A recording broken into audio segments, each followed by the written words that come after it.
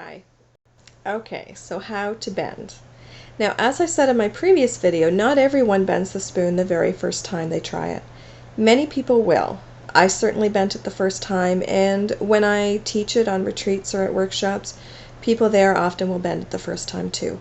Not always though. Usually there's maybe about a third of people who bend it the first time, or maybe a quarter, and other people may need to try it 2 or 3 times before they bend it. Some people need to try several times, and occasionally I've had one woman in particular, who was taught how to bend it, and she tried several times over the course of a week and hadn't been able to bend it by the end of the week. And when I saw her again a year later, and I taught her again and took her through that, she bent it the first time, and she's been bending it ever since. So I don't know what it is. Sometimes people don't get it right away, but they will come to it later. Okay, but I do believe that anyone can bend, and most people will get it fairly quickly. The last workshop I taught in Utah, there were, I think, about 9 or 10 of us there, and by the end of the 2 days, there were 2 people who had not yet bent it.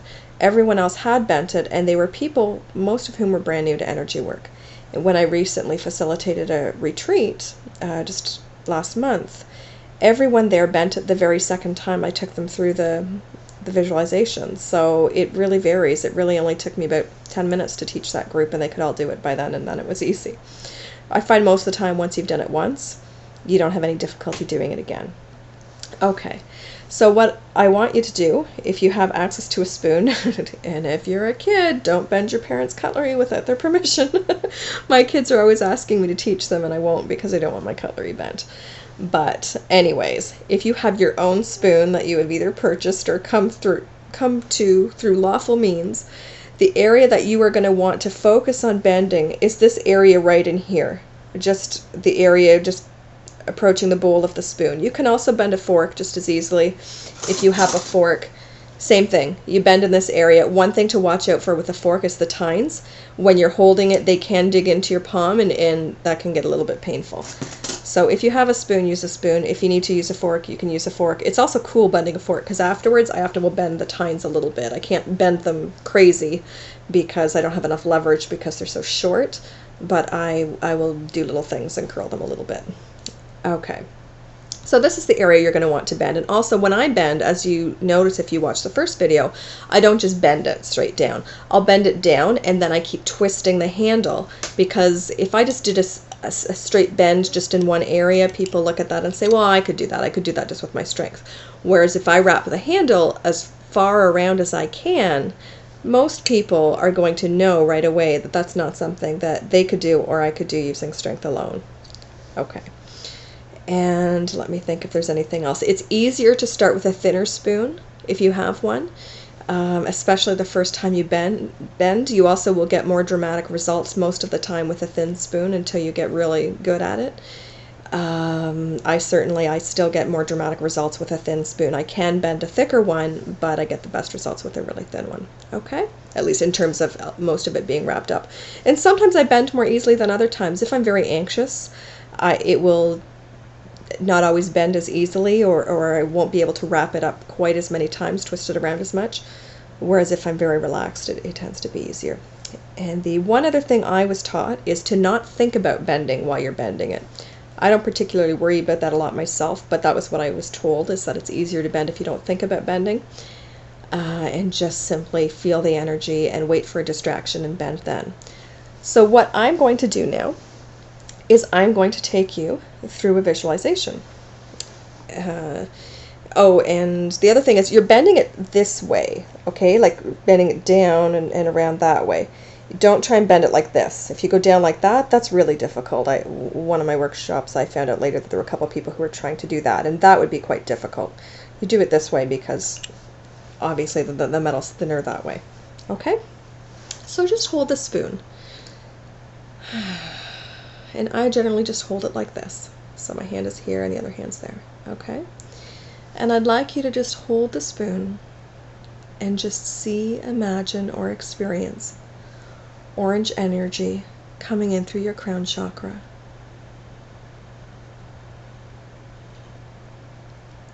And just feel as the energy goes into your head,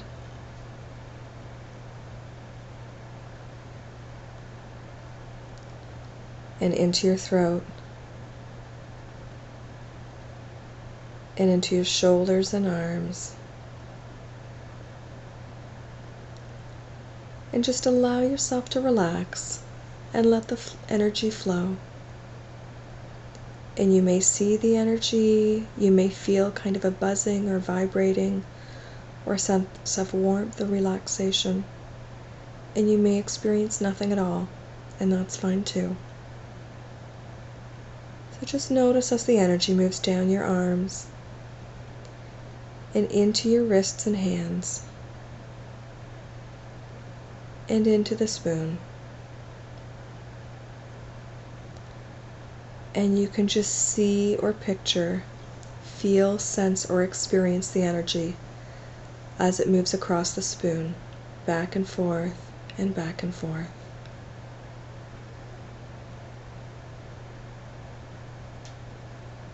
And different people experience this differently. Some people see molecules vibrating or see them spreading out further apart to make it easier to bend. Some people see the metal softening, relaxing. Some people don't see anything. Some people feel a sense of vibrating, or they just suddenly know that it's the right time to bend. So just relax and go with whatever feels right to you. Just notice as the energy moves, and just allow it to be. And there's nothing you really need to think about. You can simply just relax. Okay, now bend. Bend the spoon. Bend, bend, bend, bend, bend. Okay. Now, if it didn't bend for you, you might want to listen to the video again, or you can try practicing with other ways. One of the women that I learned with when I was attending a retreat where this was taught, she found that if she got up and she kind of danced around, she was a very kinesthetic person anyways, she would kind of dance and go into a slightly meditative state almost, and she could then bend it. Whatever way works for you is fine. Some people need more time sitting with the energy before they can bend it, and some people need less time. Just experiment with what seems right to you. And if you find that you've tried it again and again and it's not working, I also have helped people to bend the spoon by using Zensight healing statements, and there's a free ebook on my website that you can download that will teach you how to do that. And what I do is I do statements with people, helping them to overcome any psychological blocks that are preventing them, like any belief that it's not possible, or they're not good enough, or they have to have a special gift or something like that. And one woman, when I was doing this, I'm taking her through these healing statements, and I was, off and coming up with different things and saying different things for her to focus on, and suddenly I turned and looked and she was bending the spoon. I said, hey, I'm not finished yet, but it was obvious enough for her. So just experiment with things, okay? And please feel free to email me or post comments on the video to let me know if you've been able to bend it or not been able to, if you'd like more information about how to bend it, and I will make a point of getting back to you either through an email or through creating another little video if I get enough comments that are similar, okay? Okay, so good luck and happy bending.